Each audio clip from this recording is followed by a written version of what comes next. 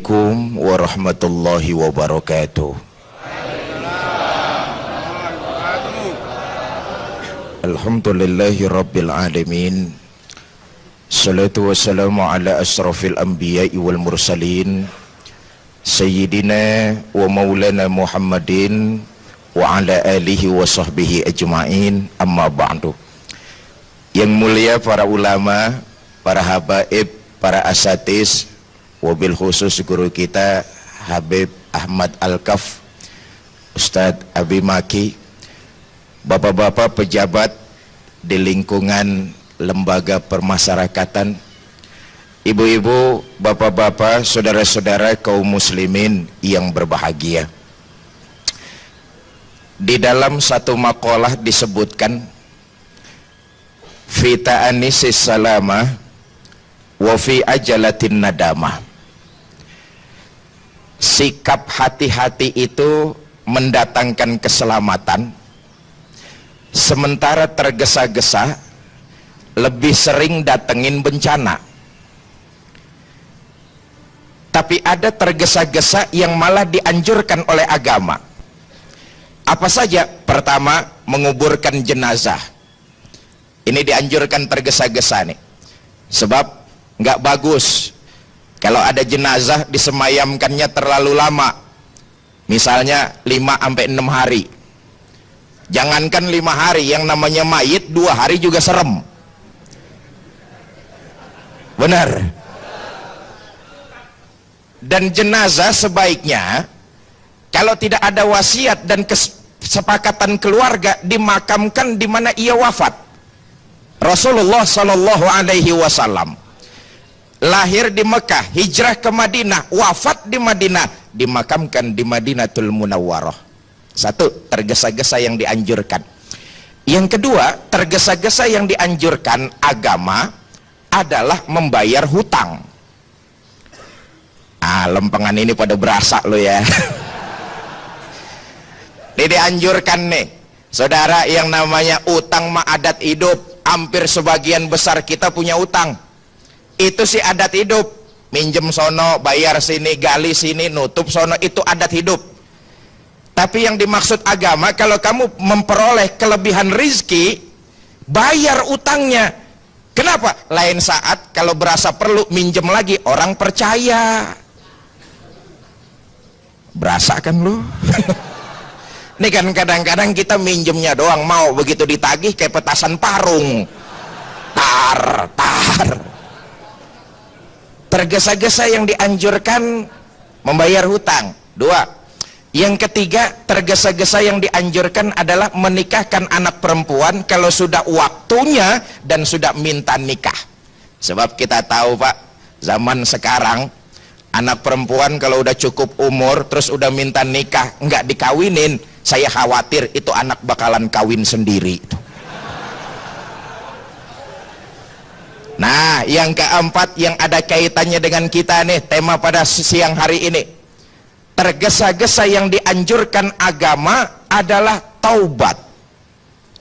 Saudara, selama ini persepsi kita tentang taubat selalu kita kaitkan dengan umur.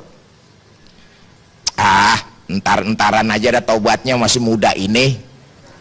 Selalu kita kaitkan dengan umur. Padahal tadi Ustadz Abi Maki sudah menyatakan, setiap kita pasti pernah berbuat kesalahan dan dosa.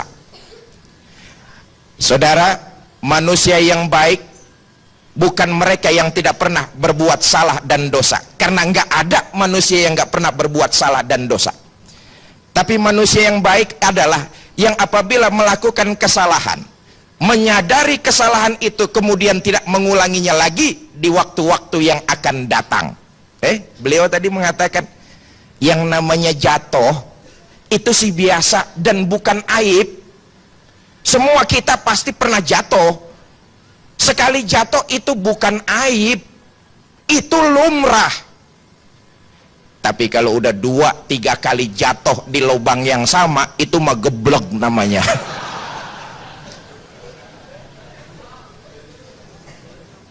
Ibu bapak, saudara-saudara kaum muslimin yang saya hormati, Selama ini selalu kita kaitkan taubat dengan umur, padahal taubat adalah dengan kesalahan. Dan setiap kita pasti pernah berbuat kesalahan dan dosa.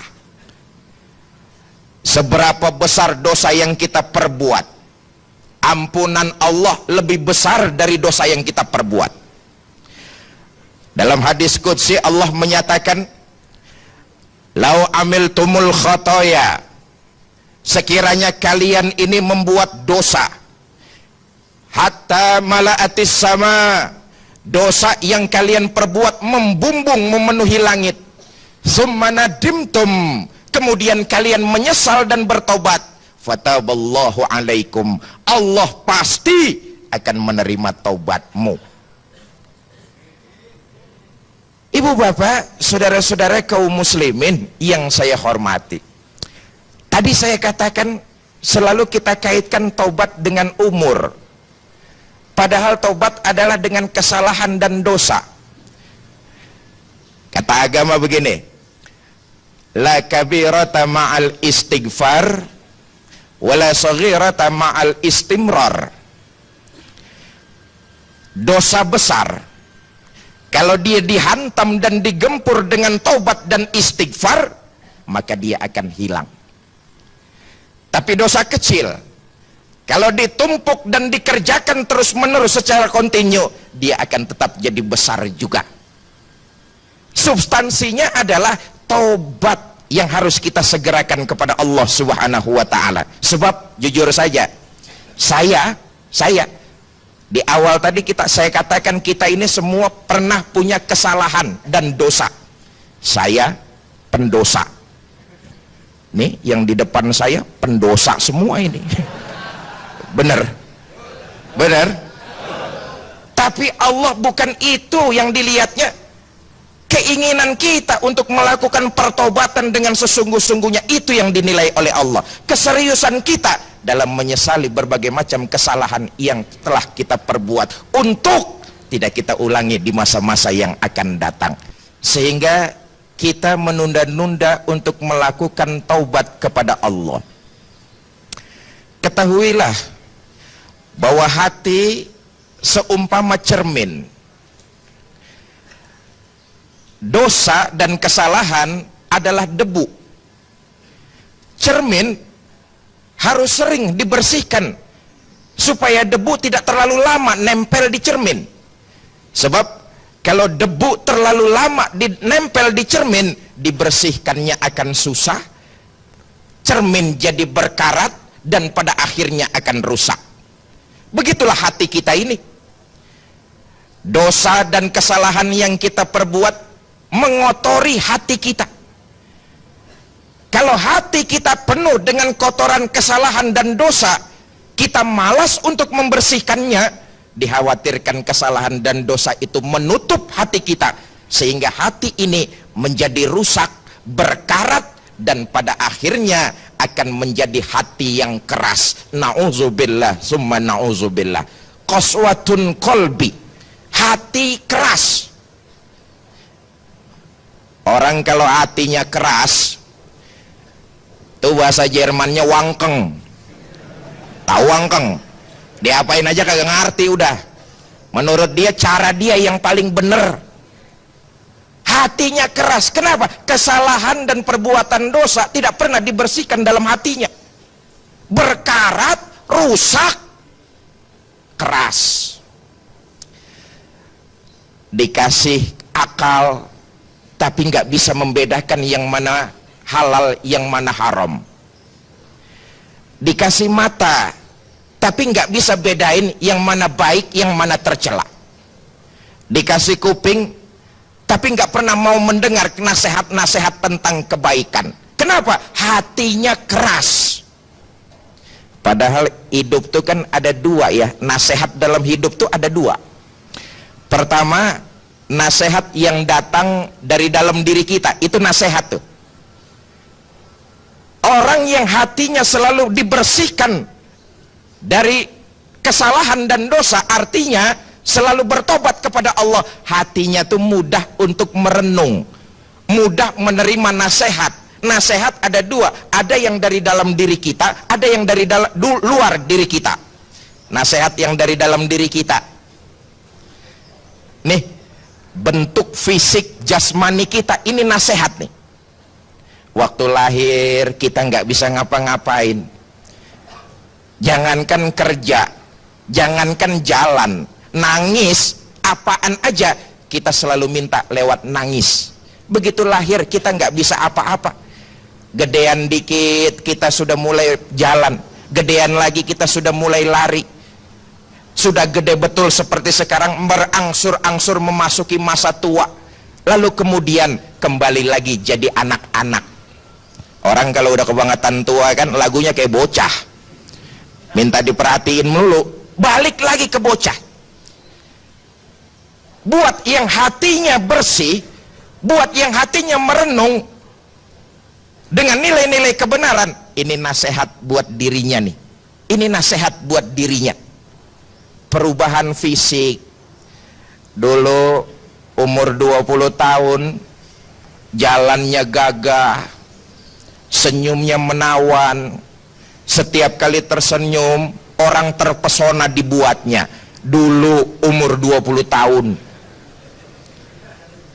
coba umur 70 tahun nyengir, kabur orang.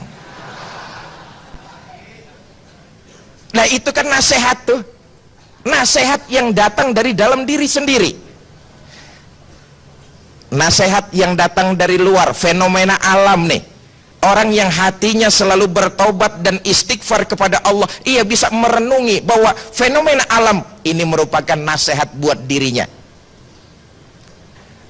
Iya ya, itu orang dulu sangat berkuasa tapi zolim, matinya begitu ya, bibirnya mancung. Itu fenomena tuh, itu nasihat tuh.